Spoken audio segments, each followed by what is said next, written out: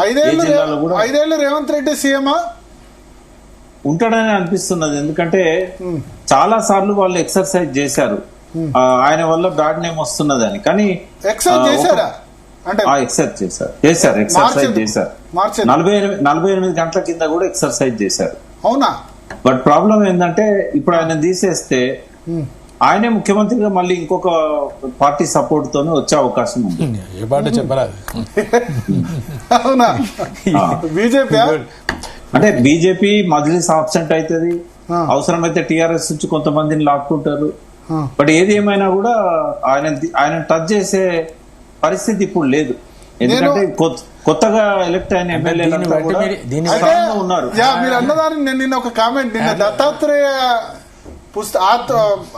ఆత్మకథ పుస్తక ఆవిష్కరణలో ఆయన ఏమన్నానంటే, నా స్కూలింగ్ అంతా BJP, college days Chandrababu Naidu, ఉద్యోగం చేస్తుంది రాహుల్ గాంధీ దగ్గర అని చెప్పారు.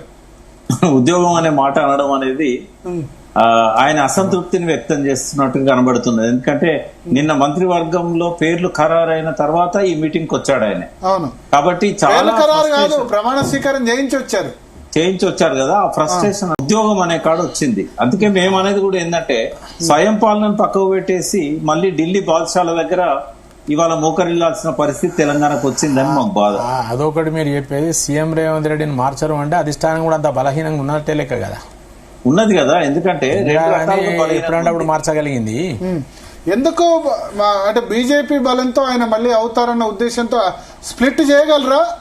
అంటే ఇక్కడ చంద్రబాబు ఆంధ్రలో ఎప్పుడైతే వచ్చాడో రేవంత్ రెడ్డి గారికి కొండంత బలం వచ్చింది. ఎందుకంటే మోడీ గారి దగ్గర ఇబ్బంది ఏం లేదు. రేవంత్ రెడ్డి గారికి ఏదున్నా కూడా చంద్రబాబు నాయుడు మేనేజ్ చేయగలుగుతాడు. ఒకవేళ కనుక ఇక్కడ కాంగ్రెస్ తీసేసినట్టయితే ఆయన మళ్ళీ ముఖ్యమంత్రిగానే కంటిన్యూ అవుతాడు, అందరు సపోర్ట్ చేస్తారు, ఆయన పడిపోడు. కాంగ్రెస్ ఎమ్మెల్యేలు బీజేపీలోకి రావాలి కదా, వస్తారా? బీజేపీ గవర్నమెంట్ కాదు, రేవంత్ రెడ్డి గవర్నమెంట్ కు వీళ్ళు సపోర్ట్ చేస్తారు. బీజేపీ ఇప్పుడు ఆయన 35-40 మంది ఉన్నారు ఇవాళ రేవంత్ రెడ్డి గారితో. భరత్ గారు, మరి 30-40 మంది ఉన్నాక ఇంకెందుకు చేంజ్ అవుతుంది? చేంజ్ చేయరు కదా. చేంజ్ చేయాలని వాళ్ళకు ఉంది ఈయన పనితీరును బట్టి. ఎందుకంటే పనితీరే కాకుండా చంద్రబాబు నాయుడుతో ఉన్న లింక్స్, దానివల్ల వాళ్ళు చేంజ్ చేయాలని అనుకున్నారు. మనవాడు కాదు అని. రెడీయా రేవంత్ రెడ్డి బయటకు వస్తే? మీరు చూడండి, రేవంత్ రెడ్డి బయటికి రాడు. రేవంత్ రెడ్డిని కాంగ్రెస్ పార్టీ తీసేది, తీసేసేంత దమ్ము అధిష్టానానికి లేదు. అధిష్టానం వీక్నెస్ ఎన్క్యాచ్ చేసుకుంటాడు తప్ప మీ మీద భయంతో ఎందుకు రేవంత్ రెడ్డి కూడా 40 మంది ఎమ్మెల్యేలు ఏం లేరండి. కాంగ్రెస్ ఎమ్మెల్యేలు కాంగ్రెస్ తోనే ఉంటారు. నేను చెప్తున్నదా, కాంగ్రెస్ ఎమ్మెల్యేలకు అంత ఇండిపెండెంట్ గా పోయి గట్స్ వాళ్ళకు లేవు. ఇప్పుడు కాంగ్రెస్ ఏమంటది, ఒకవేళ మారుస్తా అనుకో, ఆయన మారుస్తా అంటే ముందే ప్రిపేర్ చేసి ఇంకెవరినో తయారు చేసి వాళ్ళని చేస్తాం అనగానే వాళ్ళు ఖతం కాంగ్రెస్ ఎమ్మెల్యేలు బయటికి రారు. ఎందుకు వస్తారు చెప్పు? అంత ఈజీగా ఉండదు కదా.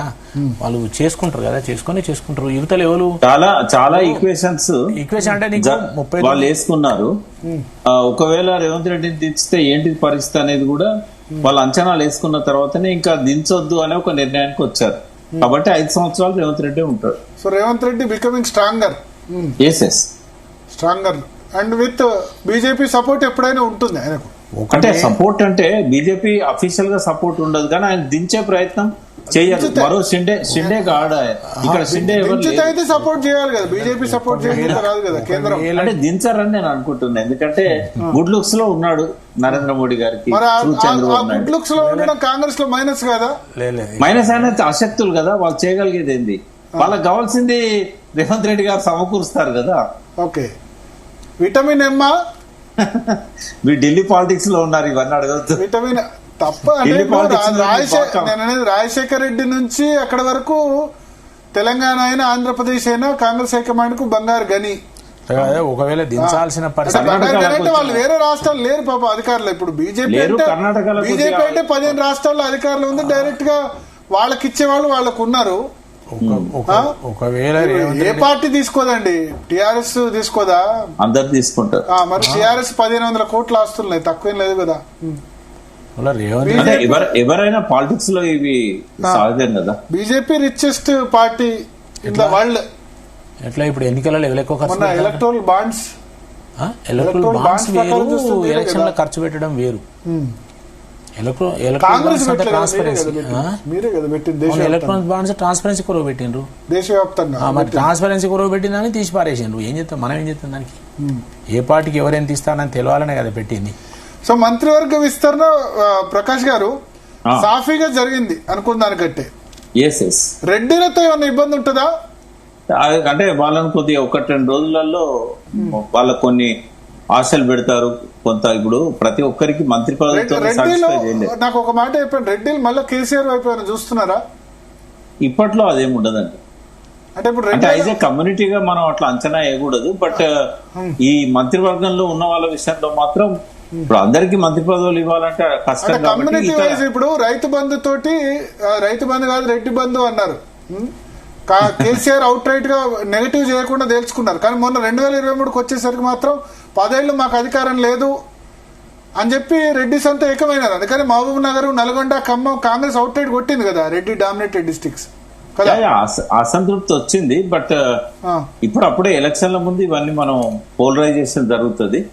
ఏ నాయకుడైనా ఏ రాజకీయ వ్యక్తి అయినా ఎన్నికల ముందే తన చిరునామాను ఒకసారి సరి చూసుకుంటాడు, కరెక్ట్ గా ఉన్నామా మారుదామా అని. కాబట్టి ఇప్పుడు ఇంత ఎర్లీగా ఏ రెడ్డి కూడా కాంగ్రెస్ వదిలిపెట్టాడు.